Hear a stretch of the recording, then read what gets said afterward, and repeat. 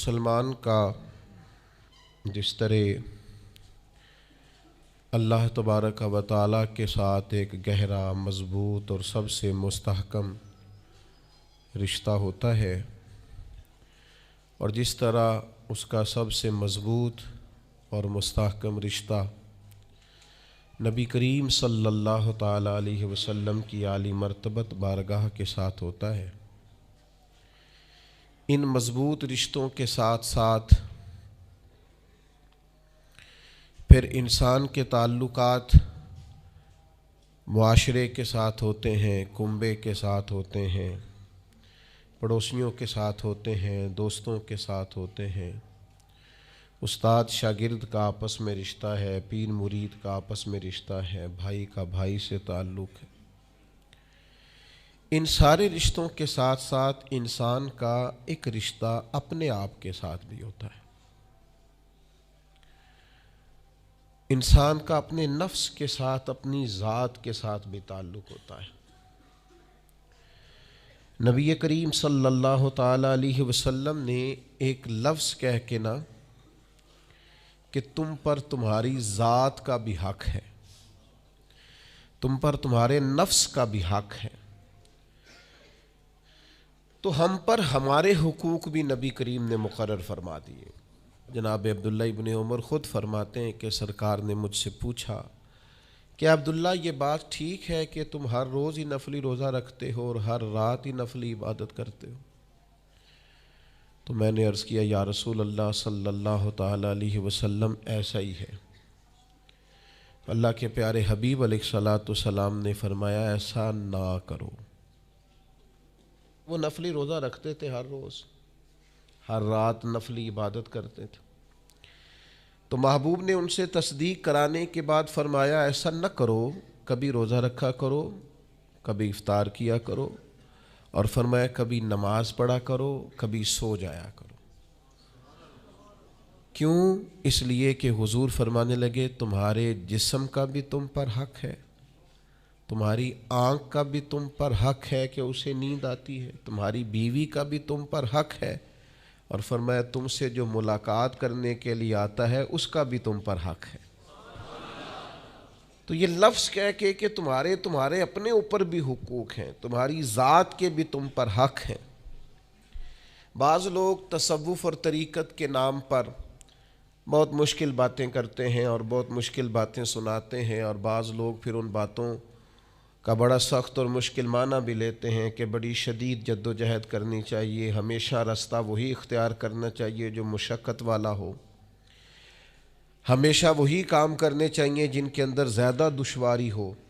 ٹھیک ہے، بعض اوقات مشقت والے کام، مجاہدے والے کام انسان کی نفس کی تربیت کے لیے بڑے اچھے ہوتے ہیں، لیکن ایسی مشقتیں، ایسے مجاہدے جو انسان کو اتنا کمزور کر دیں کہ وہ ضرورت کے جو حقوق ہے وہ بھی پورے کرنے کے قابل نہ رہے، اس کی صحت پر ہی اثر انداز ہو جائیں، وہ آنے جانے والوں سے ملنے کے قابل ہی نہ رہے، وہ دیگر اس کے ذمے جو اس کے خاندان کے قبیلے کے بال بچوں کے حقوق ہیں وہ ادا ہی نہ کر سکے، تو اسلام اس کی بھی اجازت نہیں دیتا۔ خود ساختہ تصوف اور خود ساختہ طریقت کا جو مفہوم لوگوں نے بنا لیا ہے وہ مفہوم بھی درست نہیں ہے۔ 50 سال کے لگ بھگ انہوں نے درس حدیث دیا ہے، تو میں ان پر ایک مضمون لکھ رہا تھا، میں نے ان سے عرض کی حضور آپ تہجد پڑھتے ہیں؟ فرمانے لگے نہیں،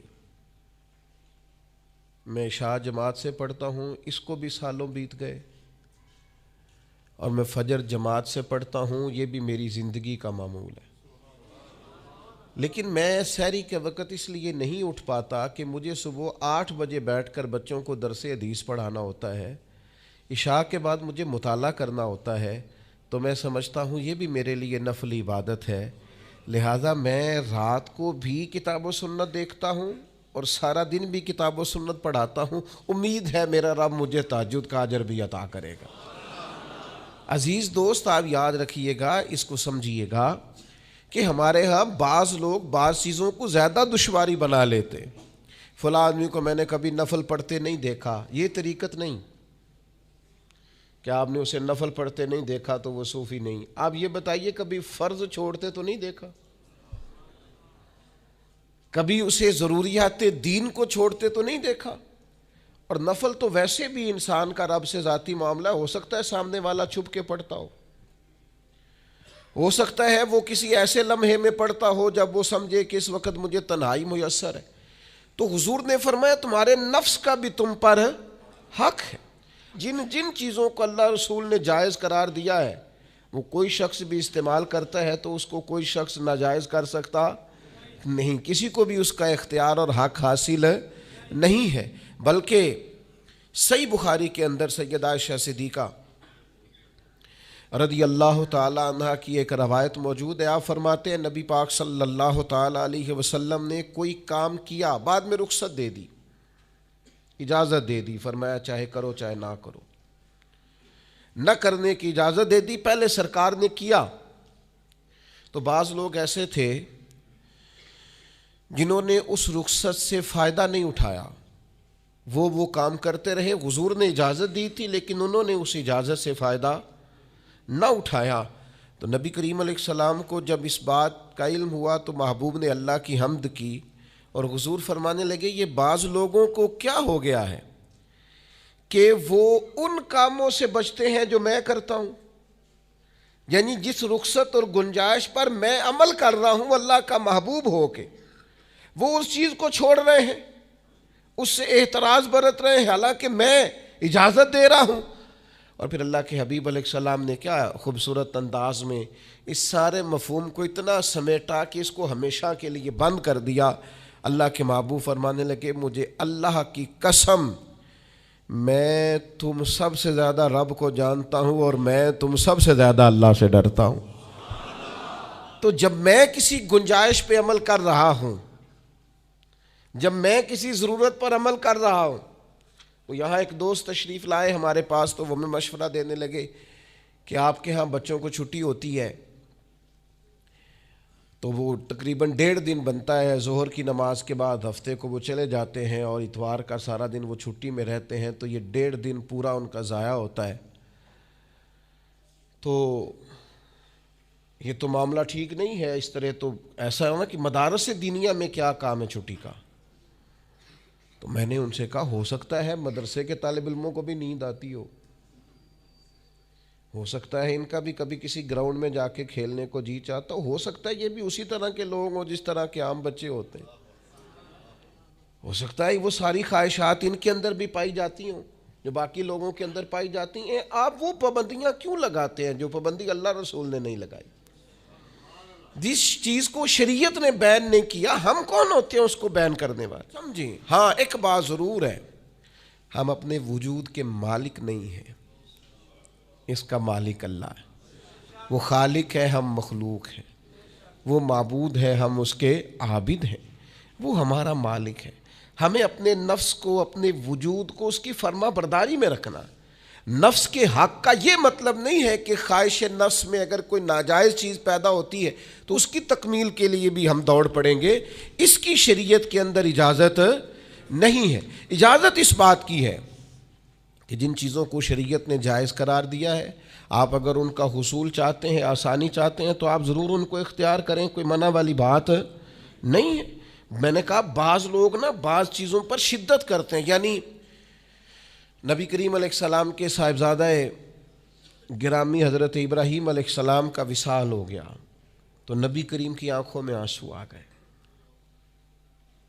تو ایک شخص نے حضور سے کہا یا رسول اللہ آپ بھی روتے ہیں، آپ تو صبر کا درس دیتے ہیں. تو نبی کریم نے فرمایا یہ جو آنسو نکل آئے ہیں نا یہ بیٹے کی محبت کی علامت ہے. باقی فرمایا میرے دل اور زبان پر وہی ہے جس سے میرا رب راضی ہوتا ہے. میں اللہ سے کوئی شکوہ نہیں کر رہا، اس کی تقدیر پر راضی ہوں، لیکن یہ کہ جو انسان پر اللہ تعالیٰ نے کچھ فطری محبت رکھی آپ اس کو بھی قبول نہیں کرتے بعض لوگ. تو کچھ لوگ بعض لوگوں پر زیادہ شدت کرتے ہیں، بعض لوگ بعض چیزوں کے معاملے میں زیادہ شدت کا. حضرت عمر کو نبی پاک نے کچھ نذرانہ دینا چاہا، ہدیہ دینا چاہا. ایک ہے آپ کسی سے مانگتے ہیں، ایک ہے کوئی آپ کو دیتا ہے. ان دونوں باتوں میں وہ جو تحفہ لینا دینا ہے اسے تو حضور نے فرمایا محبت بڑھتی ہے. تو حضرت یہ صحیح بخاری میں موجود ہے، نبی کریم نے کچھ دیا تو حضرت عمر عرض کرنے لگے نہیں یا رسول اللہ ضرورت نہیں. تو محبوب نے فرمایا جو بن مانگے ملے وہ تو اللہ کی طرف سے ہے. وہ ایک صاحب مجھے کہنے لگے فلاں صاحب کہتے ہیں ہم چندہ نہیں مانگتے.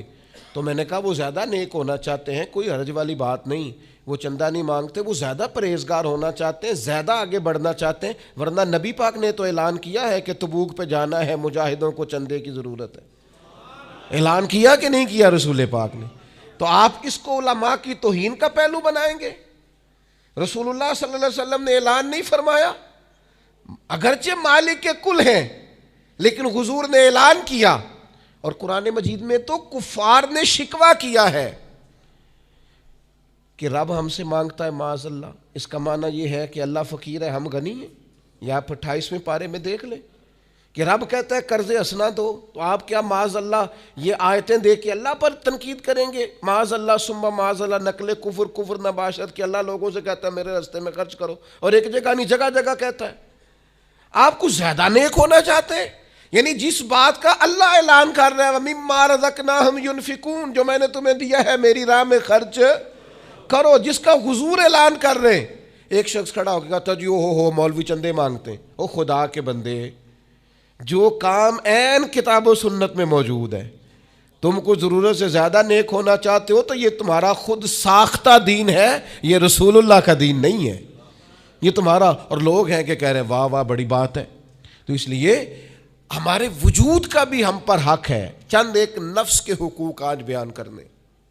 سب سے پہلا ہمارے نفس کا ہم پر حق یہ ہے کہ ہم اپنے آپ کو پہچانیں، اپنی صلاحیتوں کو پہچانیں، اپنے اوپر غور کریں. قرآن مجید نے ارشاد فرمایا کہ بل الانسان علی نفسہ بصیرہ، فرمایا بلکہ انسان خود اپنے اوپر گواہ ہے، اسے اپنا پتہ ہے. بہانے بنائے تو بات الگ ہے، یہ خود پر گواہ ہے، اسے خبر ہے. انسان عالم اصغر ہے، ہم نہ اپنے آپ کو پہچانتے نہیں، ہمیں اپنی خوبیوں کا پتہ نہیں ہوتا. یہ جو ہم استاذ کے پاس جاتے ہیں نا، یہ جو ہم مرشد کے پاس جاتے ہیں نا، وہ ہمیں نکھار کے نا تو وہ ہماری خوبیاں ہماری آنکھوں کے سامنے کر دیتے ہیں کہ یہ تمہارے اندر صلاحیت ہے. وہ تراش کے نا پتھر کو تو اسے ہیرا بنا دیتے ہیں، وہ نکموں کو کام کا بنا دیتے ہیں. وہ کیا کرتے ہیں کہ وہ ہمیں ہمارے اپنے آپ سے آگاہ کر دیتے ہیں. یعنی ہے وہی تیرے زمانے کا امام برحق جو تجھے حاضر و موجود سے بیزار کرے اور موت کی شکل میں دکھلا کے تجھے جلوہ یار زندگی تیرے لیے اور بھی دشوار کرے. وہ جو تیرا جینا اوکھا کر دینا، مشکل نہیں میں کہتا اگرچہ اردو ہے لیکن مشکل اور اوکھا، یہ اوکھا ذرا زیادہ وزنی ہے. جو جینا اوکھا کر دے وہ درویش ہوتا ہے، جو تیرے لیے مشکل کر دے. بھائی اپنے آپ کو پہچانے، اپنے اوپر غور کریں. اللہ تعالیٰ نے بنایا ہے اور بنانے والا کہتا لقد خلقنا الانسان فی احسن تقویم. بنانے والا کہتا ہے میں نے تجھے بڑی بہترین ساخت میں بنایا. او انسان میں نے تجھے بڑا ہی سونا بنایا. کوئی تیرے ناک پر تنقید کرے تو کرے، تو کہہ تجھے پتہ نہیں یہ چاہت کس کی ہے، میں مرضی سے نہیں بنا، یہ بنانے والے نے بنایا ہے. اس نے تجھے سونا بنایا، تو اپنے آپ کو پہچانتا ہی نہیں. تو جو ہے نا خدا جانے بلندی ہے کہ پستی پر جہاں میں ہوں وہاں کوئی نہیں ہے. تو اپنے قد سے بھی پیار کر، تو اپنے رنگ سے بھی پیار کر، تو اپنے وجود کی ساخت سے بھی پیار کر. اور پھر وہ کہتا ہے تجھے بنایا، باقی سارا کچھ تیرے لیے بنایا. هو الذی خلق لکم ما فی الارض جمیعا. رب کہتا ہے زمین میں جو کچھ ہے نا میں نے سارا تیرے لیے بنایا. تجھے اللہ رسول کے لیے بنایا ہے، اور باقی زمین میں جو کچھ ہے وہ سارا تو پہچانتا ہی نہیں. یہ ہر چیز مسخر ہے تیرے سامنے. اتنا بڑا ہاتھی ہوتا ہے اور ایک عام آدمی ہلکی سی چھڑی لے کے اسے چلا رہا ہوتا ہے. اونٹ کتنا لمبا چوڑا وزنی ہوتا ہے لیکن ایک عام آدمی اس کے ناک میں نکیل ڈال کے اسے گھما رہا ہوتا ہے. کتنی بڑی بھینس ہوتی ہے لیکن چھوٹے سے بچے نے مہار پکڑی ہوئی ہوتی ہے. ایک عام آدمی پائلٹ بن کر جہاز پہ بیٹھتا ہے اور منوں ٹنوں کے حساب سے وزن ہے، افراد ہے، لیکن ہواؤں پر سواری کر کے اسے چیرتا ہوا وہ مہینوں کی منزلیں گھنٹوں میں طے کر کے کراس کرتا ہے۔ تسخیر کائنات کے لیے تجھے بنایا ہے، تو سو رہا ہے، تو جاگتا ہی نہیں، تو اپنے آپ کو پہچانتا ہی نہیں۔ اقبال سے کسی نے کہا میں رب تک جانا چاہتا ہوں، تو اقبال کہنے لگے عجب نہیں کہ خدا تک تیری رسائی ہو، پر تیری نظر سے تو پوشیدہ ہے آدمی کا مقام۔ تو بندے کے مقام کوئی نہیں سمجھ سکا ابھی تک، من عرف نفسہ فقد عرف ربا۔ درویش کہتے ہیں جو اپنے آپ کو پہچان گیا وہی تو اپنے رب کو پہچان گیا ہے۔ اپنی قدر کو پہچانے، اپنی اہمیت کو پہچانے۔ آپ کے اندر بڑی صلاحیتیں پنہا ہیں، چھوٹی چھوٹی باتوں میں پریشان ہو گئے، کام نہیں ملتا، کاروبار نہیں چلتا، اور تیرے پاس بڑا کچھ ہے یار، کام نہیں بھی ملتا۔ تو اگر وقتی طور پر کوئی حالات خراب ہیں تو اپنا قد کاٹ تو دیکھ، اپنا حسن تو دیکھ، اپنی سوچ تو دیکھ، تفکرات تو دیکھ۔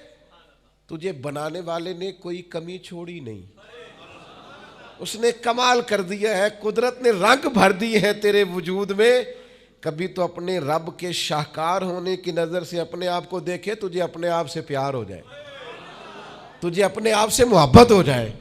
وہ میں کبھی تنقید کیا کرتا تھا کہ یہ جوان شیشوں اور آئینوں کے سامنے بڑی دیر تک کھڑے رہتے ہیں، تو ایک دن ایک سادے سے بزرگ مجھے کہنے لگے یہ جو آئینے کے سامنے کھڑا ہے نا، یہ بھی رب کی تخلیق کوئی دیکھ رہا ہے، یہ کہہ رہا ہے کریم نے کمال نہیں کر دیا مجھے بنانے والا، حد نہیں کر دی، کیا حسن کے جلوے، کیا خوبصورتی اور کیا نورانیت اس نے پیدا کی ہے انسانی، اور پھر یہ جو دیا بن مانگے دیا۔ ایک بات یہ کہ اپنے نفس کو پہچانے، اور دوسری بات یہ ہے کہ عزت نفس کا بھی خیال کریں، اپنے آپ کو رسوا نہ کریں۔ اللہ نے عزت دی ہے تو اپنے آپ کو ذلت کی جگہ پر کھڑا نہ کریں، تہمت والی جگہ پہ اپنے آپ کو کھڑا نہ کریں، کبھی اپنے آپ کو اتنا کمزور نہ کریں۔ جھکنا ہے رب رسول کے سامنے، بلا وجہ دنیا داروں کے، سیٹھوں، نوابوں کے اور وزیروں مشیروں کے سامنے اپنے آپ کو رسوا نہ کریں، کسی کی گاڑی کے پیچھے بھاگ کے اللہ کی دی ہوئی شان کو کمزور نہ کریں، ذلت کی جگہ پہ اپنے آپ کو کھڑا نہ کریں۔ شریعت اسلامیہ نے مومن کا وقار کیا بیان کیا ہے؟ رب کریم نے فرشتوں سے جب مشورہ کیا تھا نا بندہ بنانے کے لیے، انسان کی تخلیق کے لیے، تو وَإِذْ قَالَ رَبُّكَ لِلْمَلَائِكَةِ إِنِّي جَاعِلٌ فِي الْأَرْضِ خلیفہ، اللہ نے فرشتوں سے فرمایا میں زمین پہ اپنا نائب بنانا چاہتا ہوں۔ اوہو، کبھی آپ اس کو سمجھ جائیں نا کہ یہ عزت کا تاج کیا ہے۔ رب کہتا ہے میں نے تجھے زمین پر اپنا خلیفہ بنایا ہے، تو نائب ہے میرا، اور کتنا تو پروقار ہے اور تو کتنا طاقتور ہے انسان، تیرے اندر کتنی صلاحیتیں ہیں۔ سورہ احزاب میں اللہ کریم فرماتے ہیں رب نے اپنی امانت زمین و آسمان پر رکھنی چاہی تو زمین و آسمان نے انکار کر دیا اللہ کی امانت کو اٹھانے سے، وَحَمَلَهَا الْإِنسان، اور انسان نے اس امانت کو اٹھا لیا، کہا مالک میں تیری امانت اٹھاؤں گا، میں تیرا نام لے کے گلیوں میں گھوموں گا، میں تیری توحید کے ڈنکے بجاؤں گا۔ حضرت انسان نے کہا میں تیرے نام کے نعرے لگاؤں گا، میں تیری عبادت کروں گا، میں تیرے لیے نکلوں گا، میں تیرے لیے خیرات کروں گا، میں تیرے رستے میں اپنی صلاحیت۔ وَحَمَلَهَا الْإِنسان، انسان نے امانت اٹھائی اور کہا مالک میں نکلوں گا تیرے نام کی سربلندی کے لیے، میں تیرے نام پر جہاد کروں گا، اگر جان دینی پڑی تو دعائیں مانگ مانگ کے کہوں گا مالک میں تیرے رستے میں شہید ہونا چاہتا ہوں۔ اللہ کی امانت کو حضرت انسان کیوں اپنے آپ کو رسوائی والی جگہ پہ کھڑا کرے، کیوں کمزور کرے؟ بہت پہلے کہا تھا، فقیر آدمی ہوں، جو باتیں کہتا ہوں کوشش کرتا ہوں سوچ سمجھ کے کہوں۔ بہت پہلے کہا تھا میں نے کہ جو اپنی برادری کو بڑا جانتا ہے اس کی زیادتی نہیں، زیادتی اس کی ہے جو اپنی برادری کو سب سے چھوٹا جانتا ہے۔ تو بڑا نالائق ہے، تو کہتا ہے میں چھوٹی برادری میں پیدا ہوا ہوں، تو مرضی سے پیدا ہوا ہے، یہاں تجھے تیرے رب نے پیدا کیا ہے۔ جو ماں تیرے، میں نے ایک دفعہ کہا کچھ دوستوں سے، کہنے لگے کدھر جا رہے ہیں؟ میں نے کہا اپنے والد صاحب کے مزار پہ۔ کہنے لگے پیر تھے؟ میں نے کہا نہیں۔ عالم تھے؟ میں نے کہا نہیں۔ کسی بہت بڑے ادارے میں کسی صدر نشین کی سیٹ پہ بیٹھتے تھے؟ میں نے کہا نہیں۔ وہ ٹریکٹر پر بیٹھ کر کھیتوں میں ہل چلاتے تھے، شام کو بھینسوں کا دودھ دھوتے تھے، وہ کسان تھے، وہ محنت کرتے تھے۔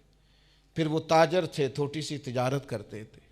لیکن مجھے اگر کوئی کائنات میں پوچھے گا نا خوش نصیب کتنے ہو، تو میں کہوں گا میں نے اس طرح کا باپ نہیں دیکھا جس طرح کا اپنا باپ دیکھا۔ اس لیے کہ میری شخصیت میں اگر کوئی نکھار ہے تو سب سے زیادہ رنگ میرے ابا جی کے بھرے ہوئے، میں کیسے انکار کروں؟ سب سے زیادہ ان کے دیے ہوئے رنگ ہیں شخصیت کے اندر، ماں باپ کے۔ او بھائیوں، ناز کے ساتھ زندگی گزاری جاتی ہے۔ کبھی اپنے آپ کو رسوائی والی جگہ پہ کھڑا نہ کریں، کبھی اپنے آپ کو کمزور نہ کریں، مضبوط رہیں، طاقتور رہیں۔ اور تیسری بات، ایک تو اپنے نفس کو پہچاننا ہے، دوسرا اپنی عزت کرنی ہے۔ کس کی عزت کرنی ہے؟ اپنی عزت کرنی، تکبر نہیں کرنا، اپنی عزت کرنی ہے۔ عربی کے کسی شاعر نے کہا تھا جو اپنی عزت نہیں نہ کرتا اس کی عزت بھی کوئی نہیں کرتا۔ اب وہ آپ نے ایک عام محاورہ سنا ہوگا، اپنی عزت بندے کے اپنے ہاتھ میں ہوتی ہے۔ اس کا معنی کیا ہے؟ آپ کبھی بھی کوئی ایسا کام نہ کریں جس سے آپ کی ذلت ہو۔ آپ اپنی عزت کریں، آپ اپنی تکریم کریں، آپ اپنے وقار کو بلند رکھیں۔ آپ کبھی بھی اپنے لہجے کو، معیار کو کمزور نہ ہونے دیں۔ آپ فکری توانائی کا ہمیشہ مظاہرہ کریں، طاقتور رہیں، کمزور نہ پڑیں کبھی بھی۔ اور تیسرا یہ ہے کہ اپنے نفس کی تربیت کریں۔ جس طرح انسان اپنے وجود کی نشو و نما کرتا ہے نا، وہ کہتا ہے یہ کھاؤں گا تو طاقت ہوگی، یہ کھاؤں گا تو بیمار ہوں گا، یہ کھاؤں گا تو میں فریش رہوں گا، یہ کھانے سے میری طبیعت میں درد ہوگی۔ اسی طرح وہ اپنی تربیت کرے، اپنی نشو و نما کرے، اپنی روحانی تربیت پر توجہ دے۔ وہ دیکھے یہ کام کرنے سے میری طبیعت گناہ کی طرف مائل ہوتی ہے، اس بری صحبت میں بیٹھنے سے میرے اندر بعض بری چیزیں آتی ہیں، اس کے پاس بیٹھنے سے سوچے میری گدلی میلی کچیلی ہوتی، اور اس شخص کی صحبت جو ہے وہ مجھے تازہ کرتی ہے، اللہ کے قریب کرتی۔ تربیت نفس پر توجہ دیں، اپنی باطنی کیفیات کو ملاحظہ کریں۔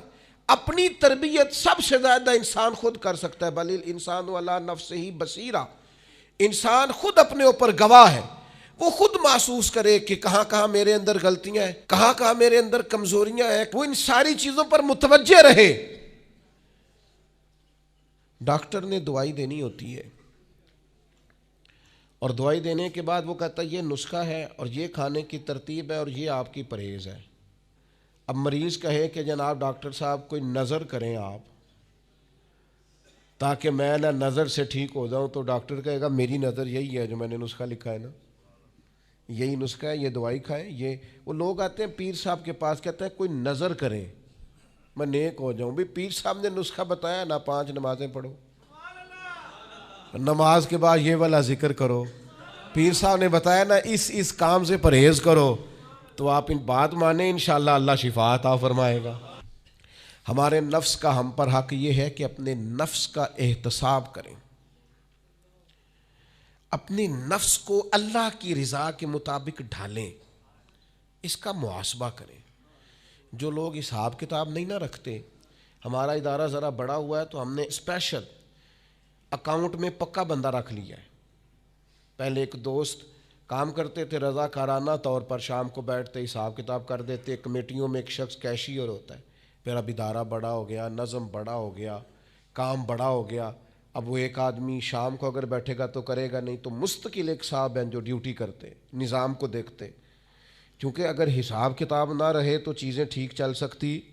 سب سے زیادہ وہ تاجر ناکام ہوتا ہے جو کمائی کرے اور خرچ کا حساب ہی نہ رکھے، جس کو پتہ ہی نہ ہو آمدن خرچ میں بیلنس کیا ہے۔ اس لیے حضرت عمر رضی اللہ تعالیٰ عنہ ارشاد فرماتے ہیں اپنا حساب کرو اس سے پہلے کہ قیامت میں تمہارا حساب کیا جائے۔ اپنے نفس کا محاسبہ ضرور۔ ہم نہ ساری زندگی دوسروں کا حساب کرتے رہتے ہیں، فلاں کہاں سے کماتا ہے، کہاں کھاتا ہے، کہاں پہنچ گیا، کون سی سیاست کی، کس کے پاس اٹھتا بیٹھتا ہے، کہاں سے آتا جاتا ہے، چلاک بڑا ہے، فلاں سے مل گیا، اور ساری زندگی دوسروں کا خیال رکھتے گزر گئی۔ اس سے زیادہ بھی کبھی اپنا رکھا ہوتا نا، تو بات کہاں سے کہاں پہنچ جاتی. محاسبہ نفس کرنا, اور کتنا کرنا ہے, اس نفس کو قابل بنانا ہے. حضرت سیدنا عبداللہ ابن سلام رضی اللہ تعالیٰ عنہ نے لکڑیوں کا گٹھا, پرانے زمانے کے اندر ایندھن لانا, لکڑیاں اکٹھی کر کے لانا, یہ بھی روزمرہ کی ڈیوٹیوں میں سے ایک ڈیوٹی ہوتی تھی. وہ ڈیوٹی آج کل ہم ماہانہ گیس کا بل دے کے پوری کرتے ہیں.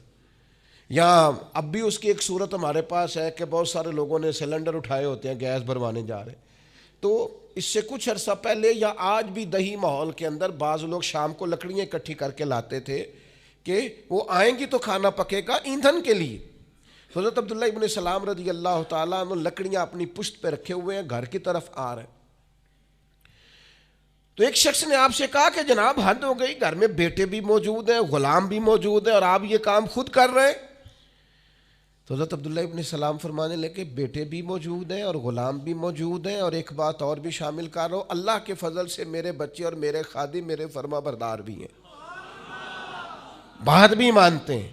لیکن فرمانے لگے میرا نفس نہ تھوڑا بڑا ہو گیا تھا, یہ مجھے کہہ رہا تھا تو بہت بڑا آدمی ہو گیا ہے, تو بہت بڑا شخص ہو گیا, تیری بڑی شخصیت ہو گئی ہے. فرمایا یہ جو ذرا لکڑیوں کا گٹھا پشت پہ رکھا ہے نا, یہ رکھا پشت پہ ہے, لیکن ذرا حساب اپنے نفس کا کر رہا ہوں, محاسبہ نفس کر رہا ہوں, اسے سمجھا رہا ہوں کہ اتنا بڑا ہونے کی ضرورت. ہمارے بزرگ فرمایا کرتے تھے آخر تک اپنے استادوں کی بارگاہ میں حاضری دینی ہے. میرے اسا فرمایا کرتے آخر تک اپنے مشائخ سے جڑے رہنا ہے, آخر تک اپنے اساتذہ کے پاس آنا جانا. کچھ لوگ بے نیاز ہو جاتے ہیں نا, خود عالم ہو گئے اب استاد گئے, خود بڑے ہو گئے اب گئے. کہتے تھے آخر تک جانا, اس لیے کہ بعض لوگوں کے پاس جانے سے انسان کو لگتا ہے کہ نہیں مجھ سے بھی بڑے موجود ہیں. ان کے پاس بیٹھنے سے احساس ہوتا ہے کہ میں اتنا بڑا نہیں ہوں. اور بڑا بھی ہمیشہ وہی ہوتا ہے جس کا کوئی بڑا ہوتا ہے, جس کا کوئی بڑا نہیں وہ کیسے بڑا ہوگا. تو اللہ تعالیٰ نے بھی ہمیں قرآن مجید کے اندر یہ حکم دیا, یا ایھا الذین آمنوا اتقوا اللہ ولتنظر نفس ما قدمت لغد. اے ایمان والو اللہ سے ڈرو اور ہر جان حساب کرے, محاسبہ کرے, دیکھے کہ اس نے کل کے لیے آگے کیا بھیجا, کل کے لیے اس اپنا حساب کرنا ہے, محاسبہ نفس کرنا. یہ نفس کا حق ہے. جس طرح کپڑے میلے ہو جاتے ہیں تو آپ پریشان ہوتی ہیں کہ یار یہ میلے ہو گئے بدلنے چاہیے, جوتے ٹوٹ جاتے ہیں تو آپ خیال کرتے ہیں یار مجھے آنا جانا ہوتا ہے, یہ مجھے ٹھیک کرنے چاہیے. تو نفس پر میل کچیل چڑھ جاتی ہے, لوگ حساب ہی نہیں کرتے. باطن سارا گدلا ہو جاتا ہے, لوگ حساب ہی نہیں کرتے. اندر سارا کمزور ہو جاتا ہے, حساب ہی نہیں کرتے. اس نفس کا حساب کرنا ہے, محاسبہ کرنا ہے, اس کا بھی حق ہے. جس طرح آپ کے جسم کا حق ہے کہ لباس ٹھیک ہو, جوتے ٹھیک ہوں, آپ نے غسل کیا ہوا ہو, اس طرح آپ کے نفس کا بھی حق ہے. اس کا حق کیا ہے کہ اسے اتنا ٹھیک کر دے, اتنا محاسبہ کریں, اتنی اس کی عادات بہتر کریں کہ وہ رب کی رضا کے مطابق ڈھل جائے, اللہ رسول کی رضا کے مطابق دھل جائے, نکھر جائے, صاف ہو جائے. اس طرح کا ہو جائے کہ جب دنیا سے جانے لگے تو آواز آئے, یا ایتھا النفس المطمئنہ, اے نفس مطمئنہ, ارجعی الی ربک راضیۃ مرضیہ, لوٹ اپنے رب کی طرف, تو اپنے رب سے راضی ہے اور تیرا رب تجھ سے راضی ہے. اس نفس کو اللہ کی رضا کے مطابق ڈھال دیں. حضرت ابراہیم ابن ادم رحمۃ اللہ علیہ ایک دن مریدوں کے بیچ بیٹھے ہوئے تھے, فرمانے لگے دنیا میں جو کچھ ہوتا ہے میری مرضی سے ہوتا ہے. تو سارے مرید آپ کی طرح کے عقیدت مند تو نہیں نہ ہوتے چپ کر کے سن لیں, کچھ سوچتے بھی ہیں, ان کا دماغ فوری طور پر تنقید کی طرف بھی مائل ہوتا ہے. جب آپ نے فرمایا کہ دنیا میں جو کچھ ہو رہا ہے میری مرضی سے ہو رہا ہے, تو کچھ لوگ جو تھے ان کی آنکھیں بتاتی تھیں کہ سوال فوری طور پر آ گیا ہے, ذہنوں کو پریشان کر رہا ہے. تو ایک صاحب نے کہہ لیا حضور یہ بڑا دعویٰ ہی نہیں, دنیا میں جو ہو رہا ہے میری مرضی سے ہو رہا ہے. فرمانے لگے اصل بات نہیں نا, تم نے آگے پوچھا ہی نہیں, میں بتانے لگا تھا. تم کچھ لوگ پریشان جلدی ہو جاتے, اگلا صفحہ پڑھتے نہیں پچھلے پہ ہی پریشان ہو جاتے.